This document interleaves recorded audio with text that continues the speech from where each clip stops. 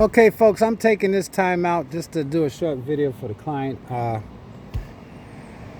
had to figure some things out on how we're going to do the drainage aspect of the gutters. I think that's the last thing he was talking about. But being that I'm up here and this roof will be completed today, today's Tuesday, I had to stop off and on for the rain and see how things are going. So let's do some explaining. First, I'm going to pause this so I can get further up on this roof safely. Okay, here we go. It came this morning, around, I don't know, maybe 9ish or 10ish Georgia time. And this top here, which is doing its job, it was totally wet. You can see it stain here. Totally wet, right? From just drizzle. So I put everything on the roof, started putting some shingles down and started drizzling again. The clouds are coming and going, as you can see. And it stopped raining for about 30 minutes, and now this is all dry, which means I can stop doing what I'm doing down there and probably put some shingles up. If it starts drizzling again, do something on the bottom and then come up here and do something on the top. But that's how I can rock. I don't have no problem with that. But while I'm up here, I'm going to explain something to the client. I was trying to explain to him about the gutters, however they were applied. Now, if you look right here, what you will see is moisture, water from the rain, right?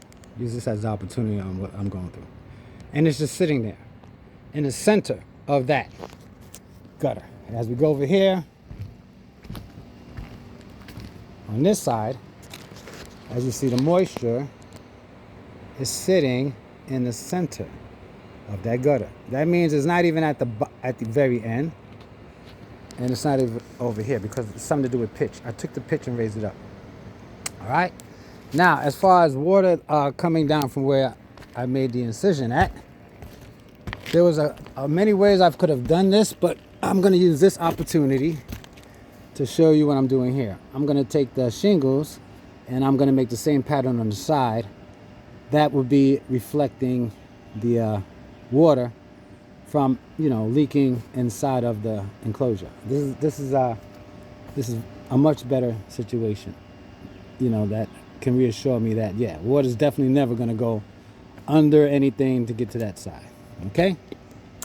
Now, I'm going to go outside and show you the pitch. It's really about this gutter. Again, I'm going to do a close-up here. You see the water sitting all in here. And if I walk up all the way to the end of this, I'm not going to go to the other side. It's doing the same thing. If I walk all the way to the end of this, you will see that, look, there's no water there. The water stops right there. That's where the water's stopping. So this water is going to sit here like a puddle. Okay? A huge puddle. And then if I go all the way over here to where I cut it at,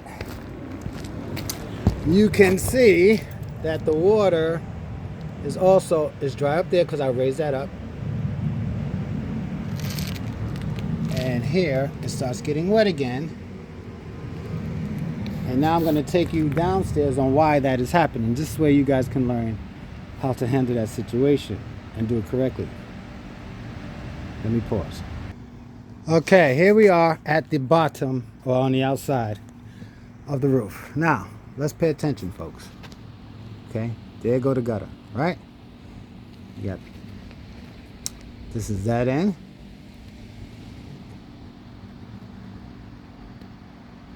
And this is the other end. Now, again, remember, I cut those there. Now, if you look at the center of the gutter, let's get it right here. The center I'll put under where the window is. Go up close. Now if you notice, if you really notice, let's go back again. There's a gap, a sinking gap. Okay, I'll move back so you can see the whole sinking gap. The sinking gap is whoever entertained the gutter at one point, they took it out. But what they did was that when they put it back in, this very end part over here, they raised it up. Sort of like what I had to do down there on the end that I adjusted. Remember, I had to raise that up, right? So the water can flow downward. Inside the center of it, you see it's like it's bowing. It's bowing, I'll use my hand as an example. It's bowing downward, like downward right here. Right here, it's going down, like this gutter's being pushed down. That's on both sides. That's where the water is sitting at.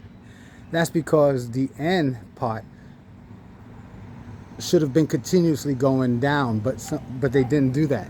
They raised it up at the end on both sides. They raised it up. You see?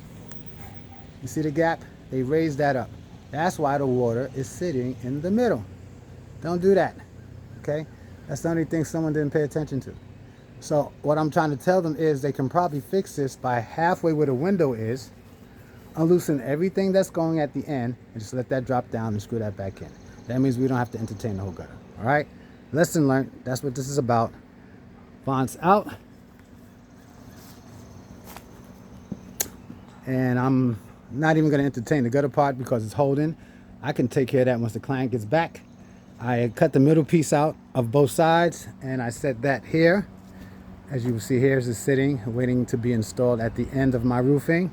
But I had to make sure that that side thing I was talking about was straight. Okay, Von's out. Let's end game this today.